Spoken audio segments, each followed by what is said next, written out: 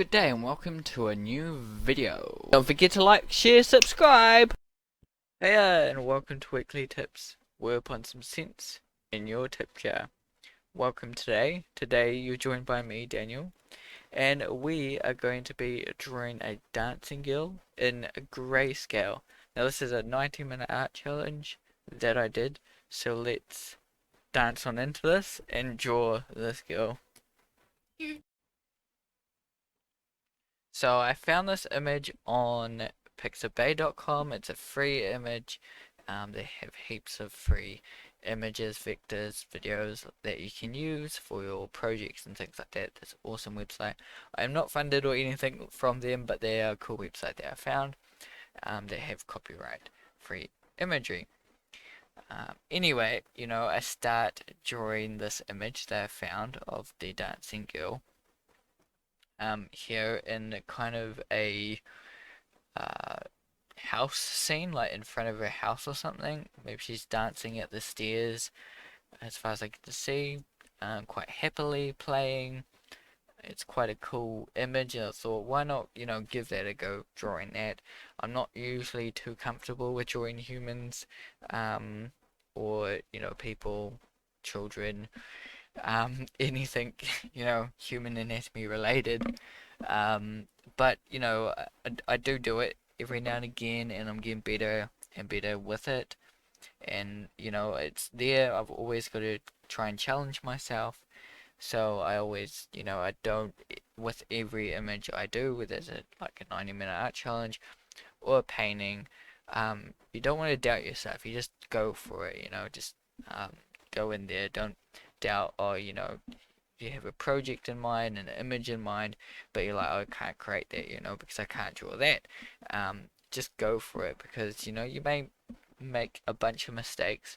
And that's what I do here, I make a bunch of mistakes, but I just go for it. I try and fix it up the best I can. Make those mistakes. Hit some learning curves as well. You're gonna hit, when you're going into new territory, or just drawing something new, painting something new. You're gonna learn things, and that's what you want.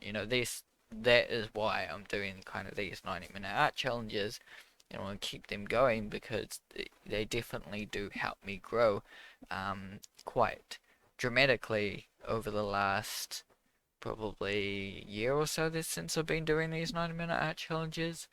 And I always wanted to give them a go before then, but I didn't have the time. I was more focused on some other things that I was doing at the time. But now I get the chance to do them, and through this like weekly tips, doing them for weekly tips. At the moment, I'll be doing a few other things, I think, for weekly tips, but for now I enjoy doing these 90-minute art challenges, and talk about the process here. But yeah, I'm doing a whole grayscale painting of it. I decided just to stick with grayscale, just to focus on that, because that is, the one of the most important things you need when painting, really. Because delving into color, you need to understand tones and where things fit.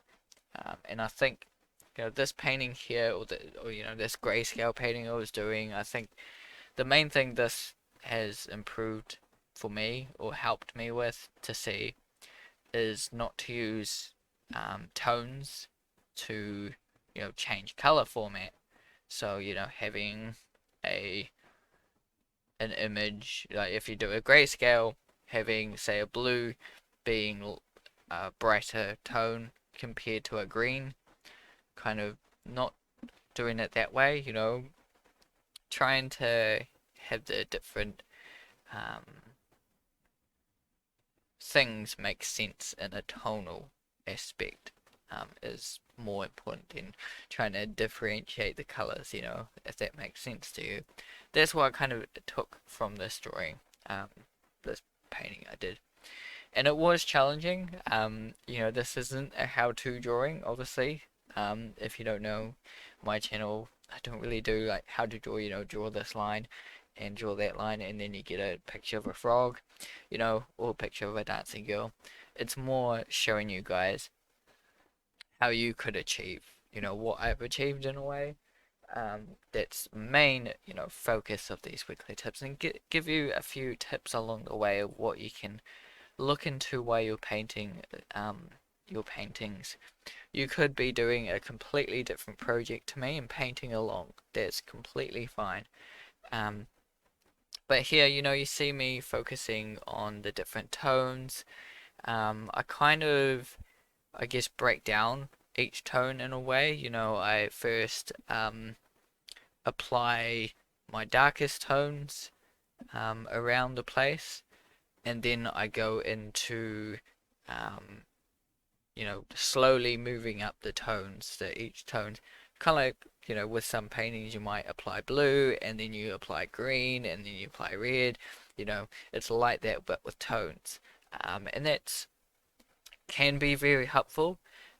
Some it's like that, applying the darkest tones, and then going until you get to the lightest tones. You can do it the opposite way around, but also a little bit of mixed techniques there where I do also um, play around with other little tones in the foreground. I don't just do the blacks. Sometimes I'm going in and doing the mid tones and the darker mid tones, doing the lighter tones as well. As you can see, I'm like adding in a little bit of the light tones. And with this painting that I'm doing, I actually had think a couple of breaks or so from it.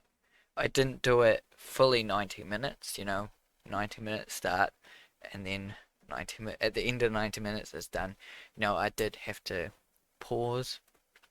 So, I did probably about 20-ish minutes to begin with, or 15, 20 minutes. Um, Went out, had a break or whatever, and for about an hour or so, came back, did another about an hour, 45 minutes, somewhere around there. I still had like 20 minutes left, so around about 40 minutes I did. So another 20 minutes to go, and then had a break, came back. And that helped because when I came back the third time, I was looking at it, and I was looking at the photo, and I was like, okay, the proportions are wrong here, It gave me that kind of second eye, um, which can be good. So, if you need to do that, go have a break. It's a 90-minute art challenge. And it's good to sit there and do it within 90 minutes, and you can achieve something really good.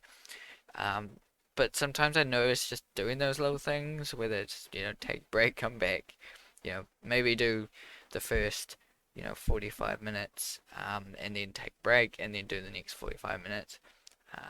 Other ones I've done, so you see me, I size it down and be like, okay, well, there's the proportions are wrong here, and I fixed it up. But I was saying, with some other ones I've done where I did a grayscale for 45 minutes, and then I went from color the next 45 minutes. So I'm always, every time I do this challenge, I'm not doing it the same way. And yeah, it's really a good exercise to do, and it does help.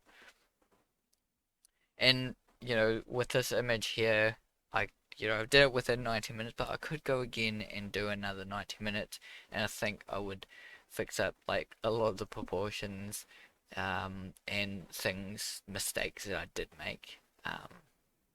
Within this image, I think there'll still be some mistakes. You can't have perfection, but um, yeah. But yeah, you can see a full grayscale here. Some tones possibly could have been darker, and some pushed a little bit further forward, lighter. But I did the best I can within the 90 minutes, and I got within to the end of it, and I was like it felt like I was barely started, when I was had to call it quits, unfortunately. Um, so hopefully, you have fun. Feel free to find this image online. Kid dancing or something like that, I think it was called. Find this image online and draw it. You feel free to take a screenshot or something and try and find the image and draw it, or draw along with me something completely different in Greyscale. I recommend you do try drawing a Greyscale. It is really helpful. Um, Way to go. A warm-up sketch, 90 minutes if you do, um, have 90 minutes that you can spare, like in your morning before you actually start your main work. To do this, I do recommend that, but not everyone has that time. But do something like this. Grayscale does help a lot. It's helped me over the years, and it's still things to learn, still growing, and it's a great um, way to exercise and create. So hopefully you've enjoyed this video. Yeah, just keep drawing everyone, keep creating, and see you in the next video.